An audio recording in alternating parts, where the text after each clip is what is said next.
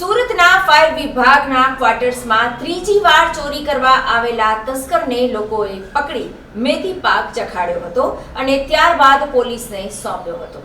સુરતના ભેસ્તાન વિસ્તારમાં આવેલા ફાયર વિભાગના ક્વાર્ટર્સમાં એક તસ્કર ચોરી કરતા ઝડપાઈ ગયો હતો. આ તસ્કર ત્રીજી વાર ચોરી કરવા આવ્યો હતો અને ઝડપાઈ જતા તેને થાંભલા સાથે બાંધી દીધો હતો. લોકોએ 100 નંબરમાં કોલ કરીને ચોરને પોલીસને સોંપી દીધો હતો. મળતી માહિતી પ્રમાણે ભેસ્તાન વિસ્તારમાં ફાયર સ્ટેશન આવેલું છે, જ્યાં બાજુમાં જ ફાયર વિભાગના ક્વાર્ટર્સ આવેલા છે. થોડાક દિવસથી ચોરીઓના બનાવ સામે આવી રહ્યા હતા.